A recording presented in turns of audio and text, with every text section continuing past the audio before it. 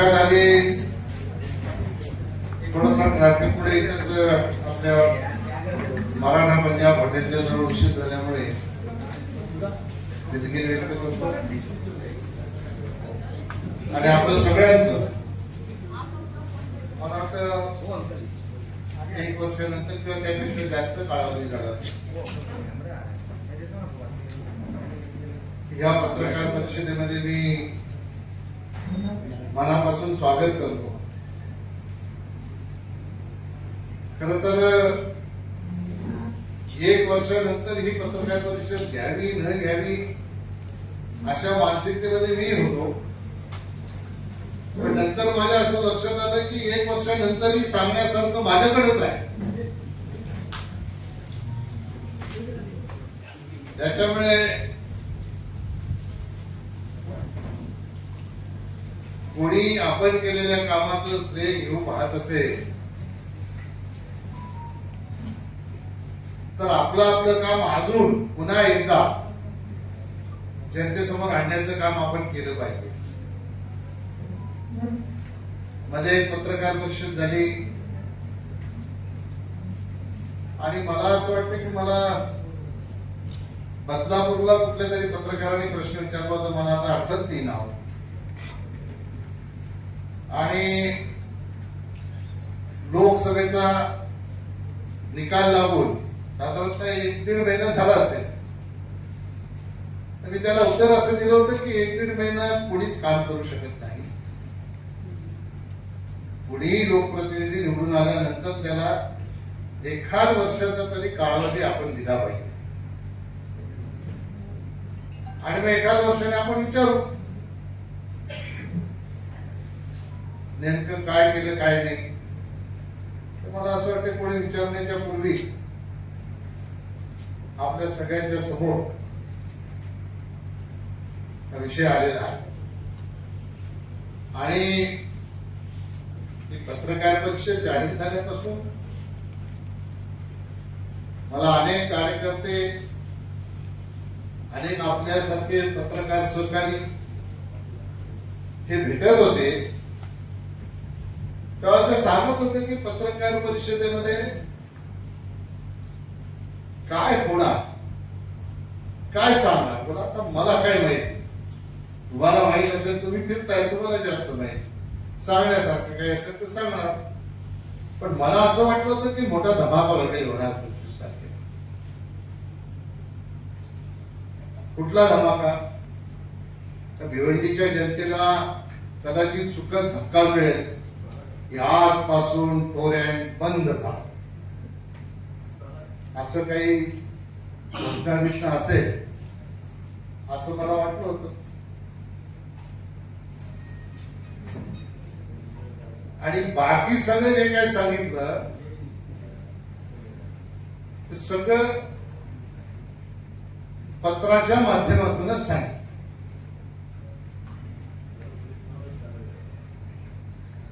आणि माझी सवय,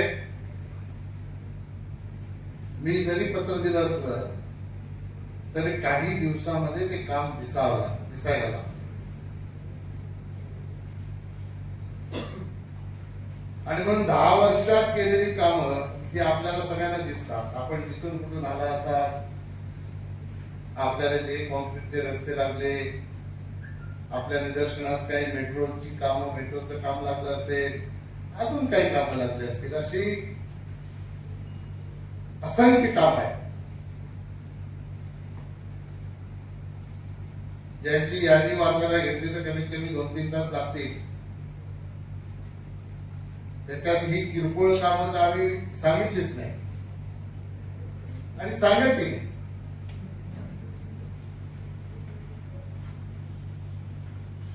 पण खऱ्या अर्थाने लोकप्रतिनिधी हा निवडून आला म्हणजेच लोकप्रतिनिधी होतो असं नाही. तर लोकप्रतिनिधीची नाळ ही जनतेशी बांधलेली असते. तो कुठल्या सत्तेवर असो, पदावर असो किंवा नसो, तशी माझी नाळ जनतेशी बांधलेली आहे. मी 4 जून नंतर आज आपण आता 30 जून 2025 मध्ये 4 जून 2024 नंतर 1 वर्ष आणि अजून काही कालावधी गेला. या 1 वर्षाच्या कालखंडामध्ये बरीच अशी कामं आपण 1 वर्षात ही मंजूर केलेली आहे. काही कामांची मागण्या केलेल्या आहेत आणि निश्चितपणाने ती कामे ही मार्गी आपण लावू.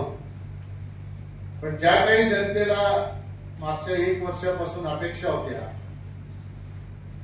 त्या जनतेचा भ्रमनिरास झालेला आहे. आणि म्हणून पत्रकार बंधूंनो, तुम्हालाही लक्षात आलं असेल की वर्षभराच्या कालखंडानंतर जेव्हा तुम्ही गेला असाल पत्रकार परिषदेला, तेव्हा खोदा पहाड निघला चुहा अशा प्रकारची परिस्थिती आपल्याला बघायला ऐकायला मिळालेली असेल.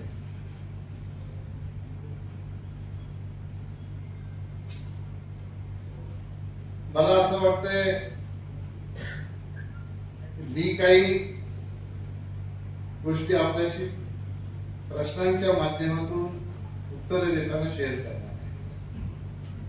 तर त्यापूर्वी भिवंडीमध्ये काही परिस्थिती निर्माण झाली, काही मुरबाडला झाली असेल, काही शहापूरला झाली असेल, त्या बाबतीत जनतेच्या काही भावना ज्या प्रतिक्रियाच्या माध्यमातून व्यक्त झालेल्या आहेत. वर्षभरामध्ये पत्रकार म्हणून आपल्याला काय अपेक्षित असेल, वर्षभरामध्ये मतदार म्हणून मतदारांना अपेक्षित असेल,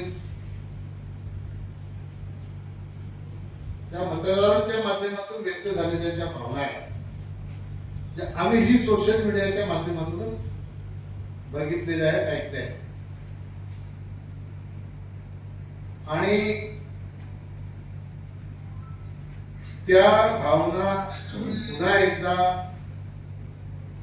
जनतेपर्यंत जाव्या, उजागर व्हाव्या, याच्यासाठी छोटे छोटे 2-4 किती व्हिडिओ आहेत, 2-2 मिनिटांचे काही व्हिडिओ आहेत.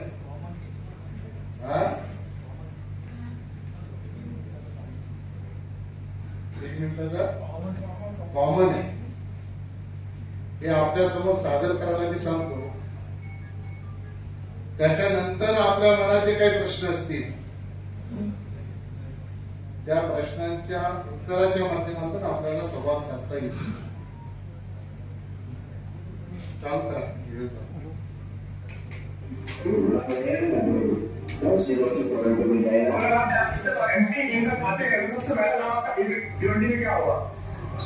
तो टोरंटो को हटाएंगे, एमपी आने के बाद सबसे पहले टोरंटो को हटाएंगे.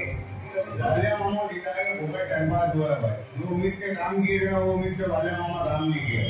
वालिया मामा क्या बोला था कि अंदर टोरंटो को अपन दिखाएंगे. आज तक कुछ ऐसा वाला नहीं हुआ. खाली टोपा बनाया वालिया मामा तो दिखाएंगे. उसका क्या कभी पानी ठीक कर दे. अरे मैं काम कर रहा हूँ दूसरे टोरंटो 2 साल प्लस 2027 तक. सवाल ये होता है कि बहुत सारे लोगों के जहन में ये है कि ये बाबर आरसीसी रोड आपने बनाया कौन? एमए वाली जब कोई मालूमात आया था, अरे मैंने मालूमात में माहिती दिया था, मैंने रजिस्ट्रे का खास करके नाम डाला था कि रजिस्ट्रे में कितने रोड आरसीसी रोड पास कराए गए. क्या सच्चाई ये है कि यहाँ पे जो एमए वाली लिख के दिए श्री कपिल पाटिल खासदार रंजी जो मुंबई महानगर मॉडल के कारण एमए वाली मॉडल इसमें बता रहे लगभग 250-275 लाख की 52 रोड से बीटी रोड से बनेगी. नाशिककरांच्या वतीने समजा, ठाणेकरांच्या वतीने समजा, मी आपल्याला विनंती करतो हा रस्ता 6 लेन करा. कारण प्रचंड मोठ्या प्रमाणात ठाणे जिल्ह्यामध्ये डेव्हलपमेंट होत आहे. नाशिक, रोटे आणि वडखेड अशी लेंथ मध्ये त्याच्यामध्ये एक 99 किलोमीटरची जी लेंथ आहे 4 लेन होणार. आपण म्हणतात त्याप्रमाणे आम्ही त्याला 6 लेन मंजूर करू. नमस्कार, मी सेजल सतीश मालिक, मी कल्याणची रहिवासी आहे. आधी आपला हा रोड नव्हता, आता हा रोड बनलेला आहे रिंग रोड म्हणून. आणि कपिल पाटील आपले केंद्रीय मंत्री आहेत, त्यांच्या नेतृत्वाने हा रोड सक्सेस झाला आहे. त्याबद्दल त्यांचे आम्ही आभार मानतो. मी कलेक्टरला 2005 पासून प्रॅक्टिस करते, पण इकडे जी रस्त्याची समस्या होती ती कपिल पाटील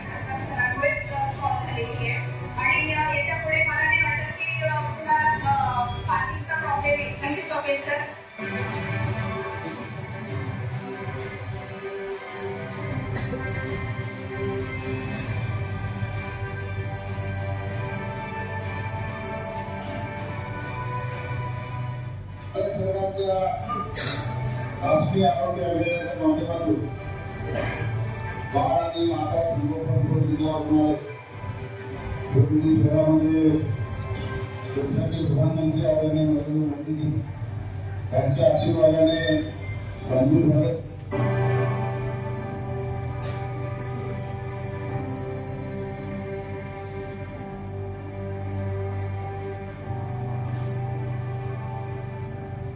माझे नाव करुणा दसरे. माझे कपाशी महिला मंचाने वाढ बघत होतं ते आज ते महिला संरक्षण मोर्चे यांनी कपिल पाटील साहेबांची भेट घेतल्यामुळे त्यांच्यामुळे आज सुखाचे दिवस बघावे लागले. ते आज खासदार म्हणजे कपिल पाटील साहेब यांच्यामुळे लागले. यांचे असे आभार नाव खूप खूप शुभेच्छा.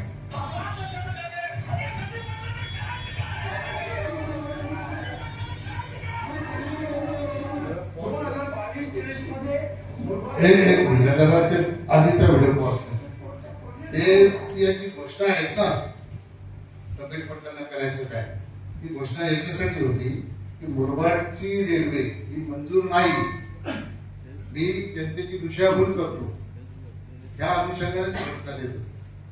आणि मग त्याच्यानंतर हा प्रकल्प कधी मंजूर आहे ते स्वतःच सांगतात आणि त्याची मागणी करतात. लावा. मी तुम्हाला शाश्वत करतो, मी काय मुरबाडची रेल्वे वाऱ्यावर सोडणार नाही. माझं पूर्ण लक्ष मुरबाडच्या रेल्वेकडे आहे. मुरबाडची रेल्वे करण्याच्यासाठी मी 100% माझं योगदान देणार.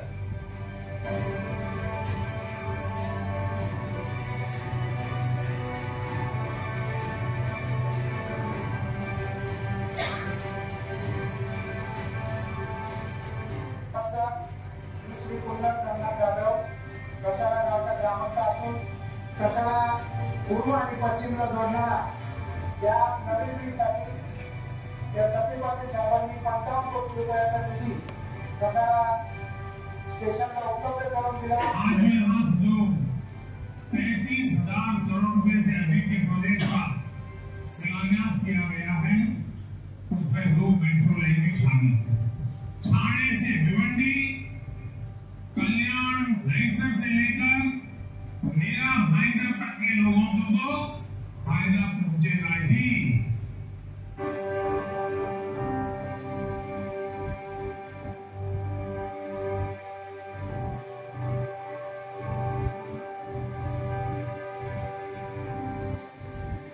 पहिला पिक्चर आला होता एक था टाइगर, नंतर पिक्चर आला टाइगर जिंकला. तिसरा पिक्चर यायला टायगर रिटर्न. मी तुम्हाला विश्वास देतो कपिल पाटील हे तुमच्या सगळ्यांच्या आशीर्वादाने, देवेंद्रजींच्या आशीर्वादाने, मोदीजींच्या आशीर्वादाने अशा उंचीपर्यंत गेलेले आहेत की आपल्याला कोणातही काम करायला कुठल्या पदाची आवश्यकता आहे असं मला तरी वाटत नाही. ते कुठल्याही पदावर असो तरी तुम्हाला कुठलंही काम कुठेही असलं नाही ते काम शोधण्याची ताकद त्याची पाहणे या सगळ्या नेत्यांच्यामुळे आपल्यामध्ये आहे. आपला विश्वास मला आजच्या या निमित्ताने दिले.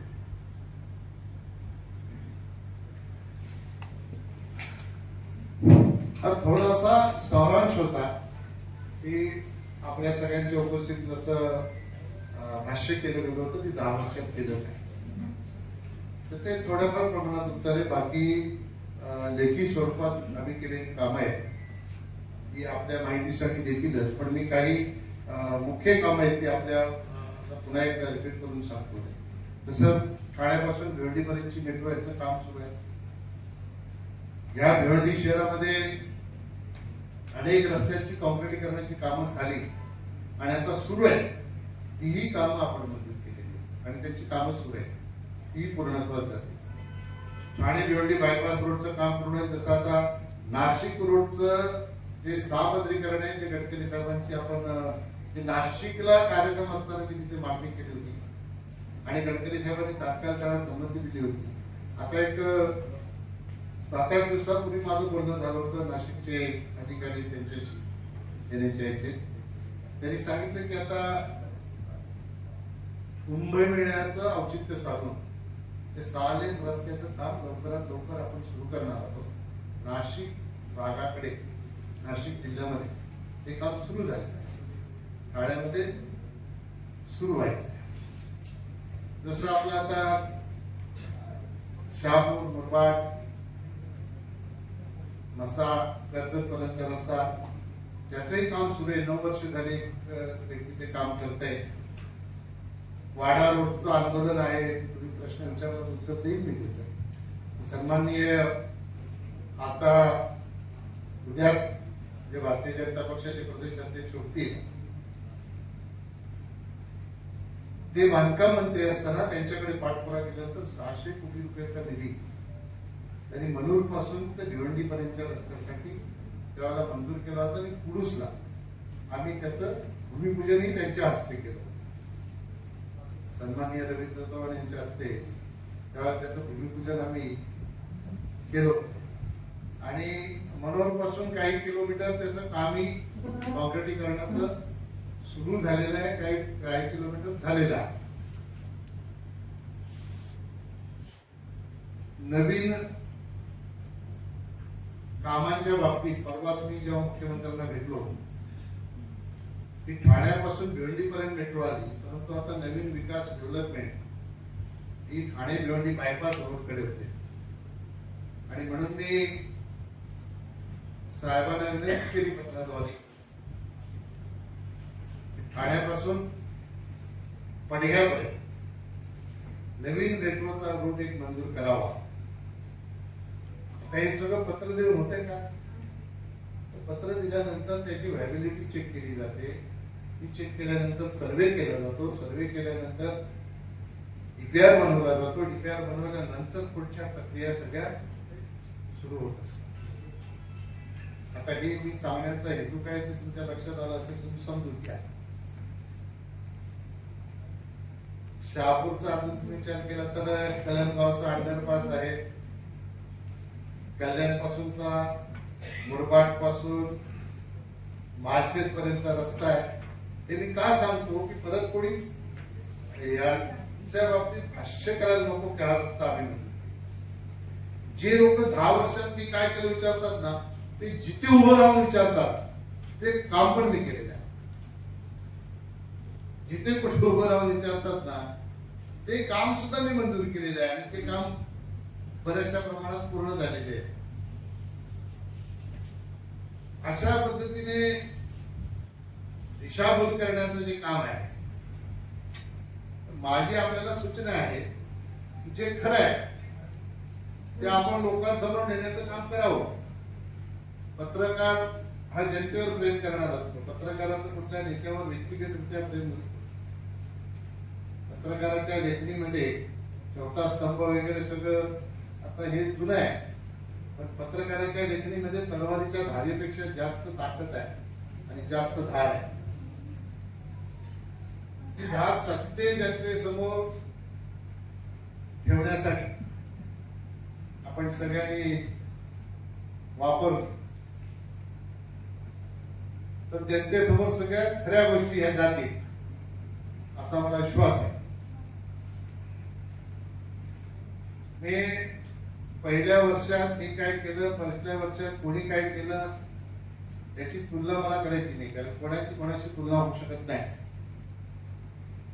पण कोणी जर अभिमानाने सांगितलं असेल की मी पहिल्या वर्षात हे केलं, तर मी हे पहिल्या वर्षात जे केलंय ना ते 5 वर्षात ते 10 वर्ष राहिले तरी होऊ शकत नाही. त्याची यादी आपले लोक देतील, कारण मला कागद घेऊन काही तुम्हाला सांगायचं नाही, कारण मी 10 वर्षात काय केले ना मला पूर्ण पहिल्या दिवसापासून सगळं सांगते. 2014ला निवडून आल्यानंतर राज्यामध्ये बीजेपीचं सरकारही आलं नव्हतं. मी जिल्हा परिषदेचा अध्यक्ष असताना एमएमआरडीचा सदस्य असल्यामुळे एमएमआरडीच्या अधिकाऱ्यांशी तेव्हापासूनचा परिचय होता आणि खासदार झाल्यानंतर आघाडीचं सरकार होतं. त्यावेळेला आपला कल्याणच्या दुर्गाडीचा ब्रिज, आपला मोठागाव ठाकुर्लेचा ब्रिज यांना प्रशासकीय मंजुरी मिळवून देण्याचं काम त्यावेळेला केलं होतं. त्याच्यासाठी श्रीकांत शिंदेनेही मोठागाव ठाकुर्लेसाठी प्रयत्न केला होता, आनंद परांजपेंनी केला होता. ज्यांनी ज्यांनी कोणी केलं असेल त्यांचं श्रेय त्याच्या पाठीमागे आहे. पण आपल्या माहितीसाठी म्हणून सांगतो, मलाही माहित नव्हतं. एक दिवशी मी सहज माहिती काढली.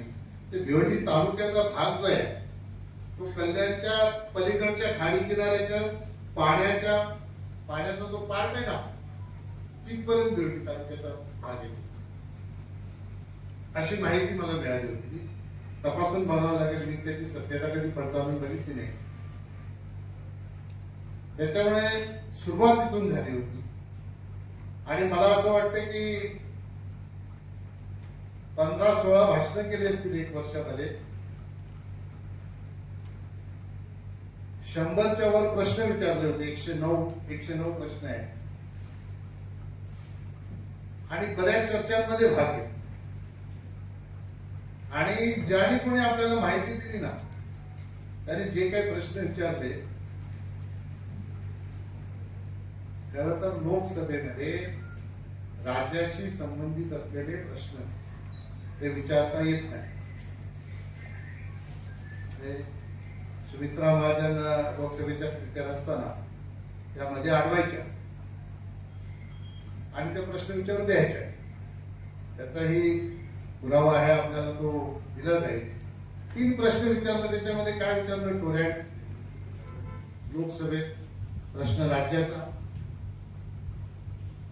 काही संबंध नाही केंद्र सरकारशी टोरॅट पावाचा. IGM ला स्टाफ कमी आहे म्हणून प्रश्न दिले. काय संबंध आहे का केंद्र सरकारशी? केंद्र सरकारशी काही संबंध नसलेल्या विषयांची माहिती किंवा प्रश्न हा पार्लमेंटमध्ये उपस्थित करायचा आणि स्वतःची पाठ पकडून घ्यायची. अशाने कधीच समस्या सुटणार. तुम्हाला स्टाफिंग पॅटर्न मंजूर करायचा असेल तर राज्य सरकारकडेच करावं लागेल. आता टोरॅटची आपल्याला क्लिप दाखवली. हे कोणाचा विश्वासघात आहे? भिवंडीची जनता ही निश्चितपणाने समजदार. आता ज्या मुस्लिम बांधवांच्या मतावर निवडून आले त्या मुस्लिम बांधवांची प्रतिक्रिया आपण पाहिली. ठीक आहे, आम्ही बनवलेली नाही आहे. उत्स्फूर्त प्रतिक्रिया आम्हालाही सोशल मीडियावर मिळालेल्या आहे. आणि ती प्रतिक्रिया त्यांनी जी दिली, त्यांनी जी काही उपाधी लावली त्याचा पुनरुच्चार मला काय करायची गरज नाही. ते ऑन रेकॉर्ड आपल्या जवळ आलं. मला असं सांगा, लोकसभेची निवडणूक लढण्यासाठी जो माणूस गेल्या अनेक वर्षामध्ये एकदा लढले, दुसऱ्यांदा लढले. आता टोरॅट कंपनी माझ्या कपड्यांवरचा गुळा उतरायच्या आत टोरॅट कंपनीने घालवणार, अशा वल्गना करणाऱ्या माणसाला तो लोकसभेचा उमेदवार आहे. त्याला तेव्हा माहित नव्हतं का 2027 पर्यंत यांचं अग्रीमेंट आहे? मग 2027 पर्यंत अग्रीमेंट तेव्हा माहित होतं तर मग ही वल्गना खोटी का केली? लोकांची दिशाभूल का केली? बरं, असं बोलणारा माणूस कोण पाहिजे? त्या कंपनीचा मालक पाहिजे किंवा राज्याचा मुख्यमंत्री पाहिजे. तोच सांगू शकतो की मी 2 दिवसात घालवणार. आता पण सांगितलं 2027 ला जाणार. आता कसं जाणार बघूया. आपण इथं आहोत, सगळेच इथे आहोत. आपण त्याला काहीतरी आधार लागतो. मला वाटतं तुमच्या पत्रकार बंधूंकडे मदत मागितली काहीतरी, तुम्ही मला मदत करा असं काहीतरी मी बघितलं. करा मदत. टोरॅटचा जर जनतेवर अन्याय असेल तर निश्चितपणाने त्याच्या पाठीमागे उभं राहिलं पाहिजे, अन्यायाच्या पाठीमागे. पण अशा प्रकारच्या खोट्या वल्गना करून उपयोगाचं नाही. मी माझ्याकडे अनेकदा टोरॅट कंपनीच्या विरोधात ज्या काही संघर्ष समिती झाल्या ते माझ्याकडे येत होते. मी त्यांना सांगायचो की बघा, आंदोलनं बरीच झाली मोठी मोठी आंदोलनं झाली, आपण सगळ्यांनी पाहिले. आपण नाही पाहिले असं आहे का? आपण सगळ्यांनीच आंदोलन पाहिजे. त्याच्यात काय झालं? काय झालं? म्हणजे मी तुम्हाला किस्सा सांगतो. मला तारीख आता आठवत नाही, 9 साल की 10 साल, भिवंडी महापालिकेच्या इमारतीचं उद्घाटन शरद पवार साहेबांच्या हस्ते झालं.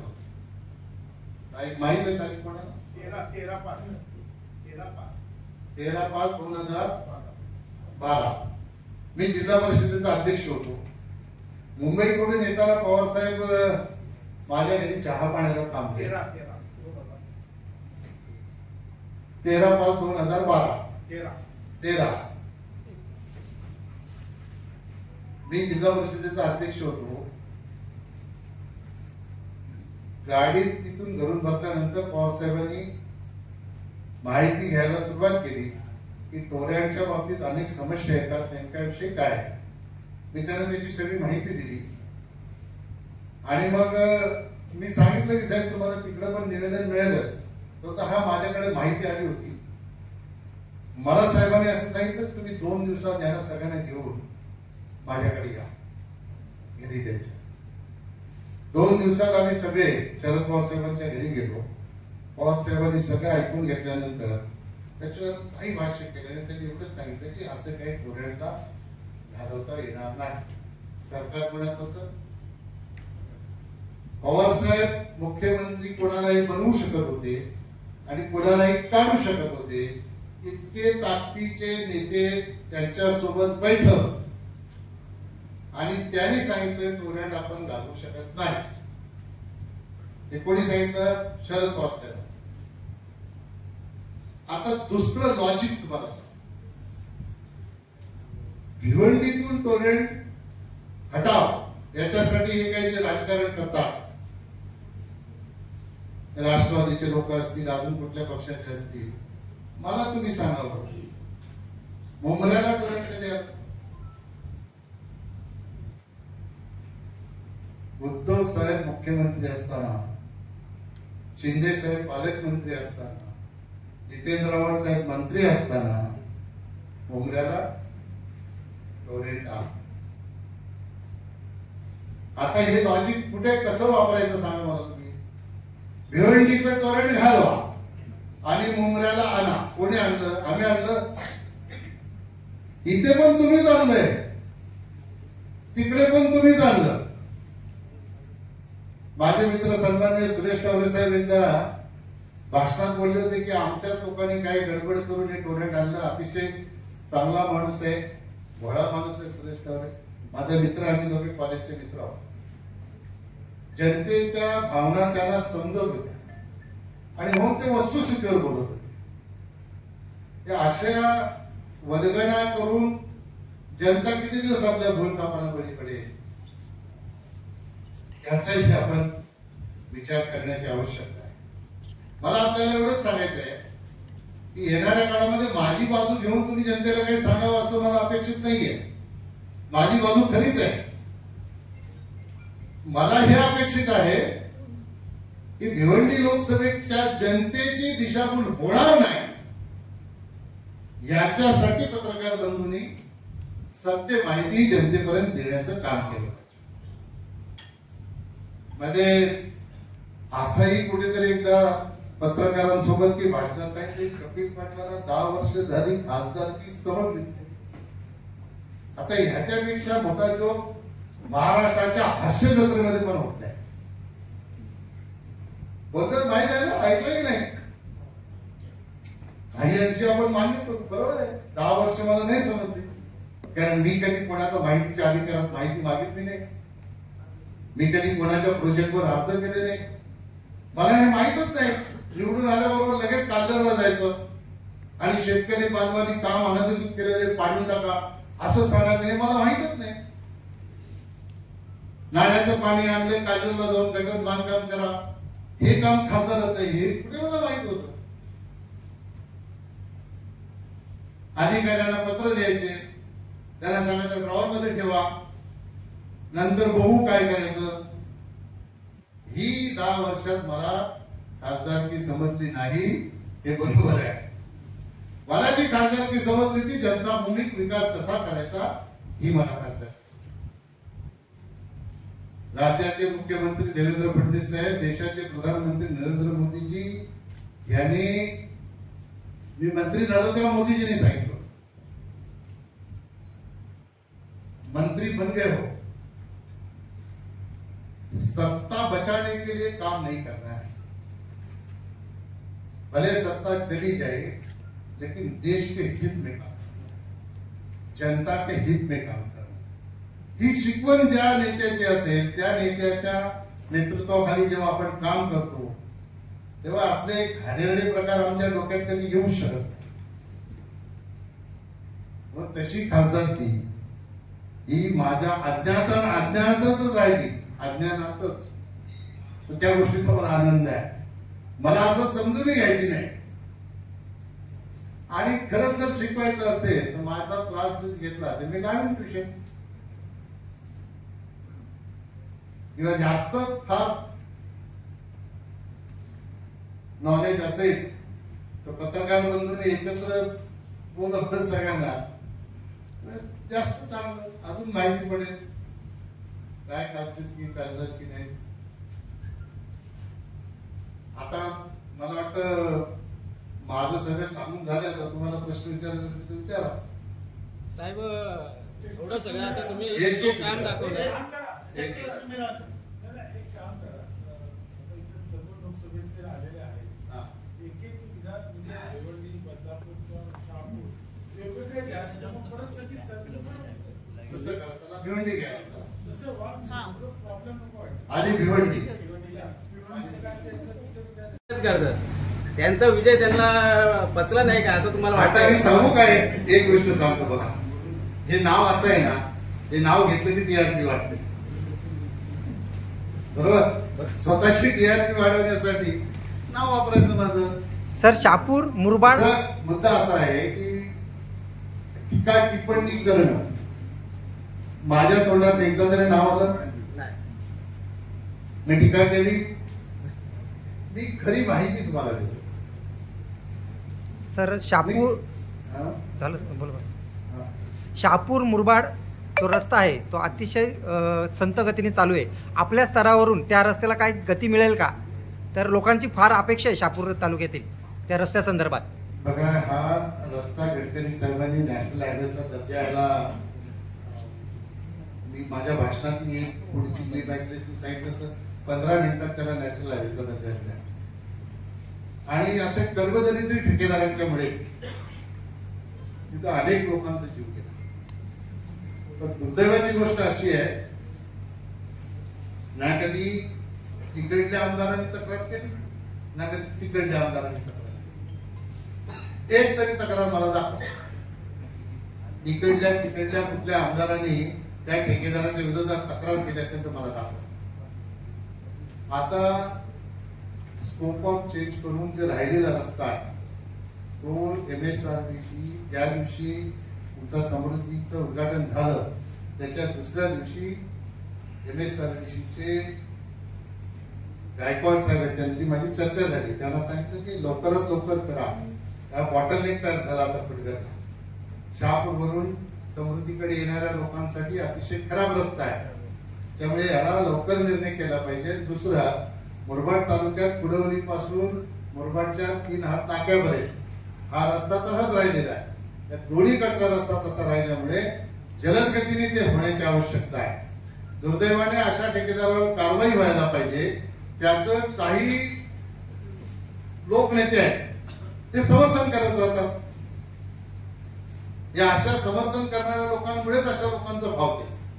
खरं तर मी तर असं सांगेन की कनेक्टिंग कदाचित प्रश्न असेल तुमचा कोणाचा वाडारोडचा मला माहित नाही, पण मुद्दा असा आहे जिजामाता महाराष्ट्राच्या साठी नाही, महाराष्ट्राच्या जनतेसाठी नाही, देशाच्या जनतेसाठी दैवत म्हणून आपण त्यांना मानतो. जिजामातांनी फक्त शिवाजी महाराजांना जन्म दिला असं नाही, त्यांनी शिवाजी महाराजांना घडवलं असं नाही, तो उभ्या महाराष्ट्राला घडवण्याचं काम जिजामातांनी केलं. आणि त्या जिजाऊच्या नावाने ठेकेदारी संघटना काढून अशा प्रकारचा भ्रष्टाचार कोणी करत असेल तर याच्यापेक्षा वाईट दुसरं काही नाही. म्हणून आपण सर्वांनी आपल्या माध्यमातून अशा प्रकारे बातम्या तयार करा की कमीत कमी त्या कन्स्ट्रक्शन कंपनीचं नाव जिजामाताच्या नावावर तरी नसावं. एवढ्या लोकांचा जीव घेण्याचं काम वाडा रोड असेल, तुमचा मुरबाड रोड असेल, प्रधानमंत्री ग्राम सडक योजना, मुख्यमंत्री ग्राम सडक योजना, या 5-5, 6-6 वर्ष झाली कामं घेतले तशीच पेंडिंग आहे, कामच नाही सुरू. त्या शहापूरच्या एका तुमच्या खरपात आदिवासी भाग आहे ना, तिकडे मी यात्रेला गेलो होतो. मला एका 8 रस्त्याने नेलं, मला इकडनं का आलो आपण, तो तिथं 3 वर्ष झाली खडी पसरून ठेवले. आता काहीतरी तो यावर्षी रस्ता झाला. तर अशा प्रकारे कामं करणाऱ्या लोकांना, पाठशी घालणाऱ्या लोकांवर खऱ्या अर्थाने काम करता येईल. सर, आता आपण जे बघता भिवंडी वाडा रस्ता, तुम्ही भूमिपूजन केलं, रस्त्याचं काम असं असतं आज पण त्या रस्त्यावरती त्यांचं काम का सुरू ठेवत नाही सरकार? त्यांचं काम अतिशय महत्वाचा, अतिशय महत्वाचा प्रश्न आहे. खरं तर याच्यामध्ये जे कोणी टेक्निकल पर्सन असतील सरकारच्या माध्यमातून, कार्यकारी अभियंता असतील, अधीक्षक अभियंता असतील, यांच्या लेवलला टेंडर होणार, त्यांनी या गोष्टीकडे लक्षपूर्वक बघितले.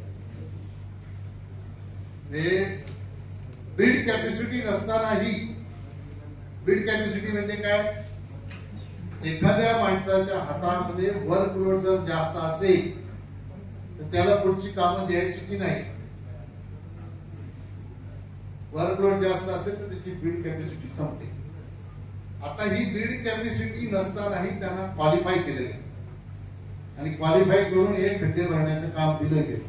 खड्डे भरणे म्हणजे पॅचअपचं काम, कॉन्क्रिटिंग करण्याचं, आणि त्याच्यामध्ये अनेक लोकांचा बळी गेला, जीव गेला. परवा श्रमजीवी संघटनेने त्या ठिकाणी आंदोलन केलं. श्रमजीवी संघटनेला राज्य सरकारच्या वतीने जिल्हाधिकाऱ्यांनी असं लिहून दिलंय की तत्कालीन बांधकाम मंत्री यांनी विधानसभेमध्ये जो प्रश्न उपस्थित केला होता,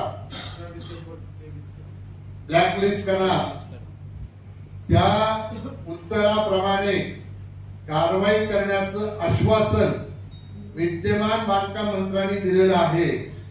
अशा प्रकारचं पत्र जिल्हाधिकाऱ्यांनी श्रमजीवी संघटनेला दिलं.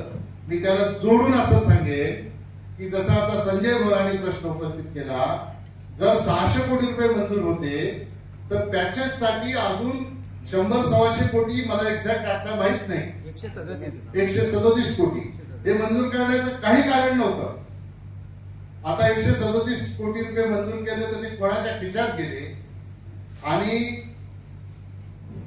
प्री बीड साठी पात्र नसताना, बीड कॅपॅसिटी संपली असताना पात्र का केलं? ज्यांनी पात्र केलं त्याचीही चौकशी राज्य सरकारच्या माध्यमातून झाली पाहिजे. आपण संजय हा मुद्दा उपस्थित करा, या गोष्टीला हायलाइट करा.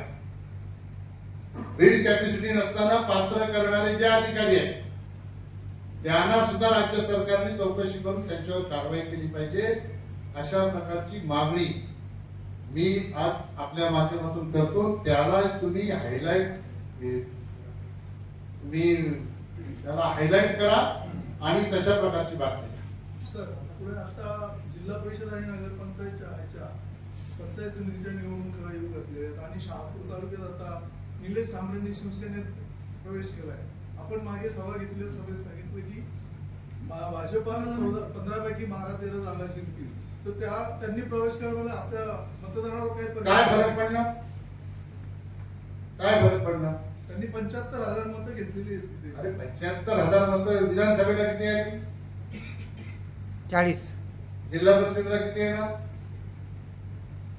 आता जाहीरपणाने सांगण्यासारखं नाही, खासगीत माझ्याजवळ बसा, मी सांगेन तुम्हाला सूत्र. हे जे काय असं पलपुटे धोरण आहे ना, माझ्याच हस्ते विक्रमगडला प्रवेश केला होता बीजेपी, जव्हारला, देवेंद्रजींच्या उपस्थितीत. कधी पळून गेला पत्ता नाही. आता इथूनही कधी जाईल काय माहिती. आणि अशा प्रकारे खोटी कामं करून ज्याच्या त्याच्या पाठीमागे लपण्याचं काम जे करतात ना, त्यांच्यामुळे मतांवर काही परिणाम होत नाही. शहापूरची जनता आता सुज्ञ झालेली आहे. बरोबर आहे, जनता सुज्ञ आहे. जनतेला बिघडवणारी जी डोकी आहेत ना 4-5 ती ठिकाणावर आली की सगळं बरोबर होणार. शहापूरमध्ये आरोग्य व्यवस्थेचा बोजवारा उडावलाय आणि आता तुम्ही वेळेला काही दिवसात बातमी झाली, गर्भवती महिलेला आजही डोळीतून प्रवास करावा लागतो. उपजिल्हा रुग्णालयात देखील सर्पदंशाने अनेक मृत्यू होतात. विद्यमान खासदार यावर लक्ष देतात की माहिती नाही, पण तुम्हाला काय वाटतंय? मी त्या दिवशी रुग्णालयात जाऊन भेट देऊन आलो.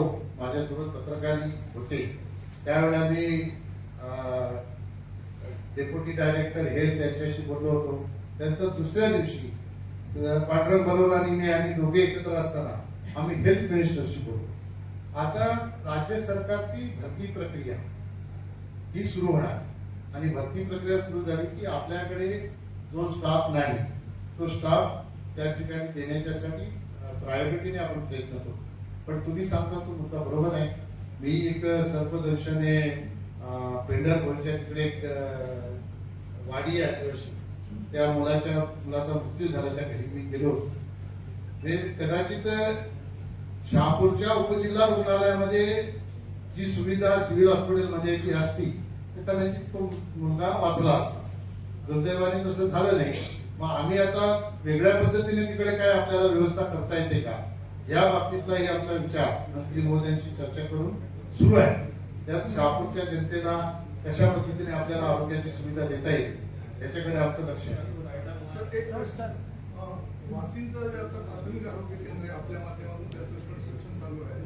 त्या प्राथमिक आरोग्य केंद्राला ग्रामीण रुग्णालयाचा दर्जा देण्यात मी आता सांगितलं ग्रामीण रुग्णालय हे शेवटी जिल्हा रुग्णालय ग्रामीण रुग्णालय. आता आपल्याकडे उपजिल्हा रुग्णालय तालुक्याच्या ठिकाणी उपजिल्हा रुग्णालय आणि ग्रामीण रुग्णालय परत वाशिमला खूप लोड आहे.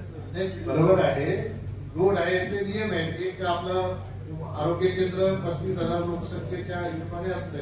आता ती जास्त झाली असेल तर आपण दुसरं आरोग्य केंद्र दुसरीकडे मागतो.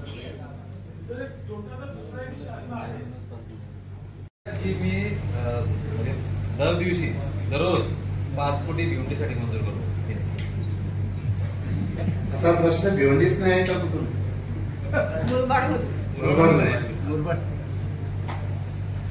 5 कोटी भिवंडीसाठी मंजूर करतो दररोज. प्रश्न बरोबर भिवंडीतून झाला ना. इसामाचा 150 कोटी महिन्याला झाले आणि 15 वर्षाला किती झाले? अरे 150 कोटी महिन्याला झाले. 5 कोटी दिवसाला 1800 कोटी 1820 कोटीचा निधी भिवंडीत येणार असं तुझ्या म्हणण्याप्रमाणे असं ते बोलतात. मी नाही बोलत. माझ्या पत्रकार परिषदेचा आजचा विषय तो नाहीये. पण आता प्रश्न विचारला म्हणून सांगतो. मी पार्टीच्या मीटिंग मध्ये सांगितलं की स्वागत आहे असं जर दिवसाला 5 कोटीचा निधी मिळत असेल तर कुणाला नको आहे.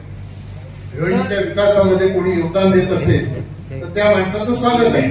पण मला असं वाटतंय की जर भिवंडीत 5 कोटीचा येत असेल दिवसाला मुरबाडमध्ये किती आहे? 50-100 तर यायलाच पाहिजे. आपलं पोट भरण्याशिवाय बाकीच्याला आपली थोडी. मुंबई नाशिक वर्षाच्या कालावधीमध्ये मुरबाडसाठी तुमचा एक ड्रीम प्रोजेक्ट होता तो म्हणजे रेल्वे आणि हे 11वा वर्ष लागलेलं आहे. विद्यमान खासदार या संदर्भात कुठल्याही प्रकारची अपडेट देत नाहीये. माहितच नाही देणार काय आम्हाला कळू द्या. आता माझी अडचण सांगतो. मी ही सगळी अपडेट द्यायला जातो ना ते सगळी माहिती होते प्रोसिजर. म्हणून मी जी क्लिप दाखवली ना की मुरबाडच्या रेल्वेला मी वाऱ्यावर सोडणार नाही. रेल्वे मंत्र्यांशी माझं सतत संपर्क आहे.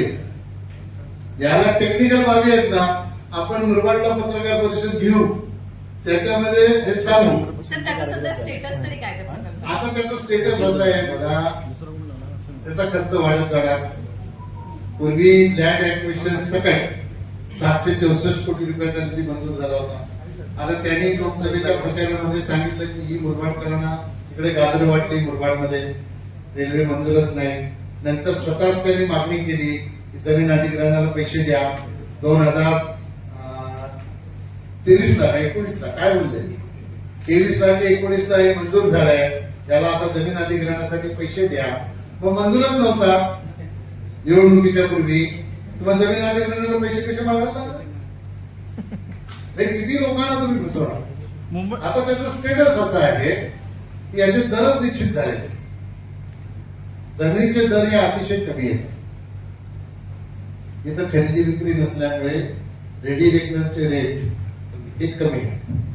ते कमी असल्यामुळे मुरबाडच्या शेतकऱ्यांनी, मला रेल्वे मंत्र्यांनी स्वतः सांगितलं की हा देशातला पहिला असा प्रोजेक्ट आहे, म्हणजे छोटा आहे, पण 1 महिन्याच्या आत विना अडथळा सर्वे होणारा हा पहिला प्रोजेक्ट आहे, असं रेल्वे मंत्र्यांनी मला सांगितलं. आणि म्हणून ज्या शेतकऱ्यांनी स्वखुशीने कुठलाही अडथळा न करता मुरबाडकरांच्या रेल्वेचं संपूर्ण पूर्ण व्हावं म्हणून सहकार्य केलं, त्या शेतकऱ्यांच्या जमिनीचे दर हे चांगले यावे याच्यासाठी मी प्रयत्न करत आहे. तेव्हाही करत होतो, आजही करतो. ज्या शेतकऱ्यांनी सहकार्य केलं त्यांना वाऱ्यावर सोडणं बरोबर आहे का? रेल्वेही झाली पाहिजे, त्यांनाही 2 पैसे चांगले मिळाले पाहिजे.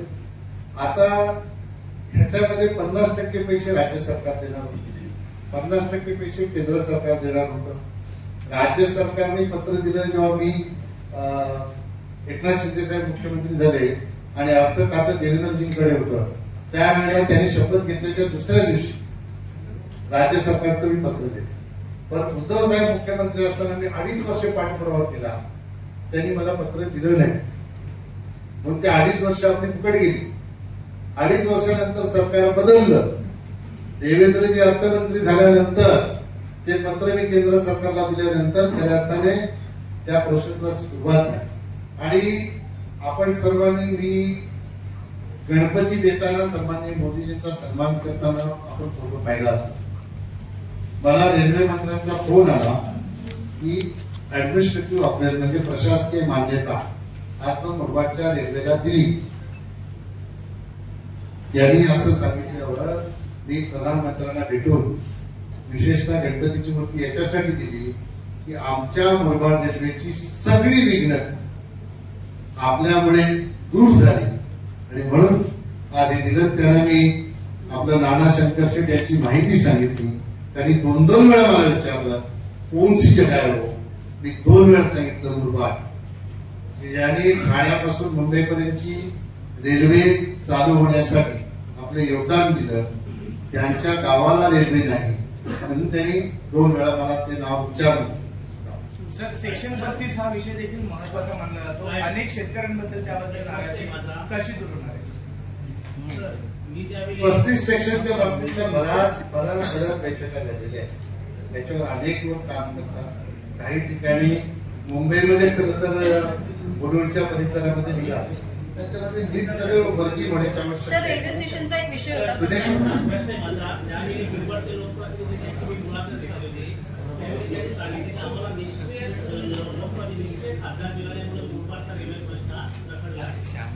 असं तुम्हाला वाटतं काय मी निष्क्रिय असं?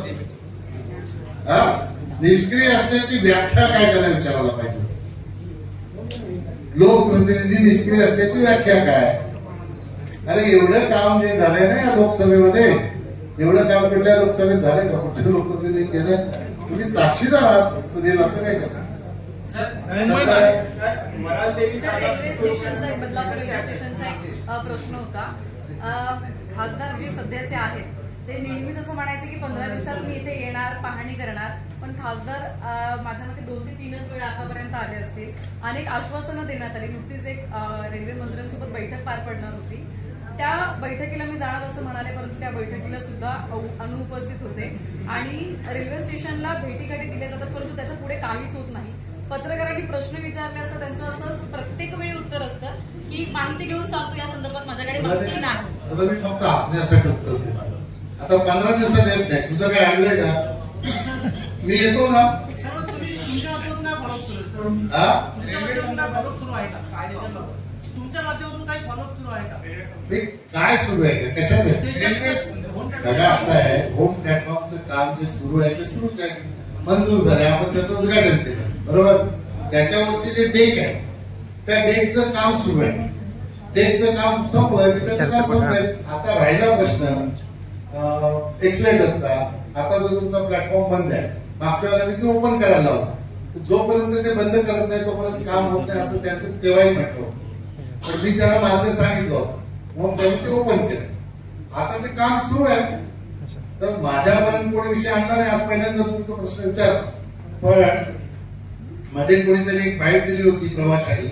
त्यांनी सांगितलं होतं की मागे असं बंद केलं होतं, तर कपिल पाटील साहेबांनी ते उघडून दिलं होतं असं त्यांनी सांगितलं. तसं या माणसाने सांगितलं की अच्छा ते तसं आता प्रतिक्रिया सुरू झाल्यात ना लोकांच्या. मुंबई नाशिक महामार्ग साहेब रस्ते मी केले, मी नाही सगळं. एक मुस्लिम बांधव त्यांनी MMRDतून माहिती आणली. महामार्ग आहे त्याच्यावर आपल्या कार्यकाळात वासिंद असेल, आसनगाव असेल, अंडरपास ब्रिज झाले. मात्र आज शहापूरमध्ये किनवली रस्त्यावरती भांडे बिल्डिंग जवळ जो ब्रिज आहे तो वाहतूक कोंडीसाठी खूप त्रासदायक ठरतो. गेली अनेक वेळा आपण पाहिलं असेल, याच्या बातम्या झाल्या. हा बरोबर मुद्दा आहे. खरं तर हा दिवस ब्रिज झाला ना, हा डबल व्हायला पाहिजे.